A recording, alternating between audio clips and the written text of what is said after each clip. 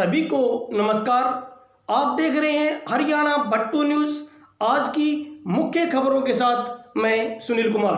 बट्टू कला के राजकीय महाविद्यालय में हरियाणा स्टेट एनएसएस अधिकारी प्रोफेसर दिनेश शर्मा ने मेरी माटी मेरा देश अभियान के तहत बतौर मुख्य अतिथि भाग लिया। उन्होंने विद्यार्थियों का मार्गदर्शन भी किया। कॉलेज में पहुंचने पर प्राचार्य सुभाष याग के नेतृत्व में कॉलेज स्टाफ ने उनका स्वागत किया। सुनिए एनएसएस स्टेट अधिकारी प्रोफेसर दिनेश शर्मा का यह संबोधन। ये हमारी मिट्टी जो है क्रांतिकारियों की,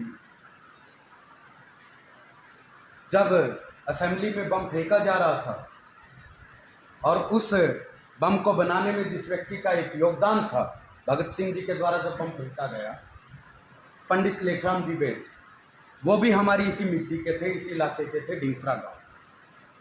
तो हमारा इलाका क्रांतिकारियों से सदा परिपूर्ण रहा है। क्रांतिकारियों ने बहुत जज्बा इस इलाके में पैदा किया। एनएसएस क्या है? आपसे एक सवाल पूछता हूँ, जो बच्चे एनएसएस के हैं। एनएसएस कब शुरू हुआ? 24 सितंबर 1969 को। आगामी माह एनएसएस डे है। एनएसएस क्यों शुरू हुआ? एक दो लाइनें हम पढ़ लेते हैं कुछ एक किताबों में, और वो लिखा होता है कि विद्यार्थियों का पर्सनैलिटी डेवलपमेंट करने के लिए और साथ में कम्युनिटीज़ की प्रॉब्लम को जानकर उनका हल निकालने के लिए एनएसएस शुरू। और इतनी सी बात के बाद हम इतिश्री कर लेते। क्या एनएसएस इतना ही मात्र है? एनएसएस इससे कहीं कहीं आगे। जब हम बात करते हैं भारतीय इतिहास की,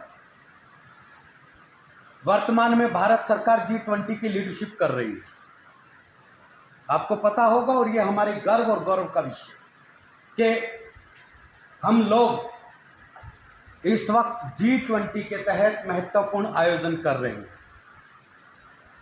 और उसमें आप सभी लोगों की, इस देश की क्षमता नजर आ रही है कि यह देश कितना ताकतवर है। और जब G20 की हम अगुवाई कर रहे हैं तो एक बार फिर से एक ब्रह्म वाक्य हमारे सामने बहुत तेजी से आ रहा है, वसुदेव कुटुंबकम। ये वसुदेव कुटुंबकम की जो भावना है, वो भावना भारतीय संस्कृति की भावना है, जो हजारों सालों से उपनिषदों में कभी यह ब्रह्म वाक्य लिखा गया था, वसुदेव कुटुंबकम, सर्वे भवन्तु सुखी। और ये जो भावना है, ये भारतीय संस्कृति की भावना हमारे वर्तमान में भी परिलक्षित होती है।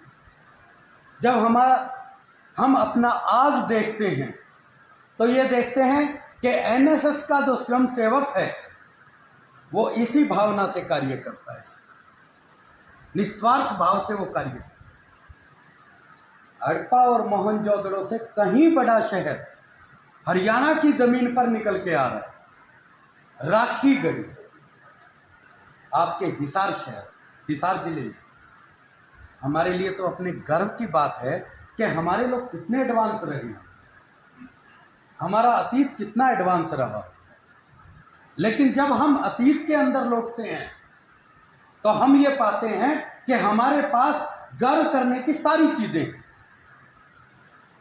सदा से मोटा अनाज हमारे जीवन का हिस्सा रहा। यूनेस्को ने भी अपना लिया, ईयर भी घोषित कर दिया कि मोटा अनाज वर्ष है। और हम लोग क्या कर रहे हैं? अभी जाएंगे पिज्जा खाएंगे जी, बर्गर खाएंगे जी, और उसके बाद कुछ केमिकल युक्त बोतलें पी लेंगे। और वो बोतलें किसकी होगी? प्लास्टिक की बनी होगी, बिना ये सोचे कि वो प्लास्टिक जो है आपके शरीर के लिए कितना नुकसानदेह है। क्योंकि मुझे आज बात करनी है मेरा माटी मेरा देश, बहुत बड़ा अभियान है। और ये अभियान, जब बात होती है इस अभियान की, तो हमें अपनी संस्कृति से प्रेरणा लेने की आवश्यकता है कि हमने सीखा क्या है अपनी संस्कृति। हम लोग आज धीरे धीरे मोटा अनाज से दूर होते चले गए। आज भी आप जब गांव में जाते हैं हमारे यहाँ सबसे बड़ी विडंबना किनकी है? उन कस्बों की है जो ना गांव रहे ना शहर बन पाए, ना पूरी तरह शहर में हैं हम, ना पूरी तरह गांव में हैं। और परिणाम क्या हो रहा है? हमें ये लग रहा है कि पिज्जा और बर्गर खाना एडवांस होने की निशानी है। फटी हुई जींस पहनेंगे तो एडवांस हो जाएंगे। हालांकि ये व्यक्तिगत विषय है आपका, लेकिन होता क्या है, हजारों वर्ष पहले योग दिया गया। भारतीय इतिहास में योग है, भारतीय संस्कृति का महत्वपूर्ण हिस्सा है। हमने अपने योग को भुला दिया। यूरोपियन लोग भारत में आके भारत की संस्कृति को ग्रहण कर रहे हैं। जब आप मथुरा जाएंगे, वृंदावन जाएंगे, बनारस जाएंगे, तो आप पाएंगे कि कितने ही यूरोपियन नागरिक हैं जो भारतीय संस्कृति के को अपनाए हुए हैं, भारत के ही हो गए आने के बाद। और हम लोग कहाँ जा रहे हैं? हम लोग छोड़े जा रहे हैं अपनी संस्कृति। बेटा, आपको भारतीय इतिहास बहुत कुछ सिखाता है, भारतीय संस्कृति आपको बहुत कुछ सिखाता है। आप भारतीय संस्कृति को जब पढ़ेंगे तो आप पाएंगे कि हमारे यहाँ त्याग की भावना सदा से थी। जो वसुदेव कुटुंबकम की भावना है, जो सर्वे भवन्तु सुखिने की भावना है, वो सिर्फ कहना मात्र नहीं है, एक नारा मात्र नहीं है, वो हमारे जीवन जीने की एक पद्धति है। और उस पद्धति को हम लोग ही धीरे धीरे भूलते जा रहे हैं।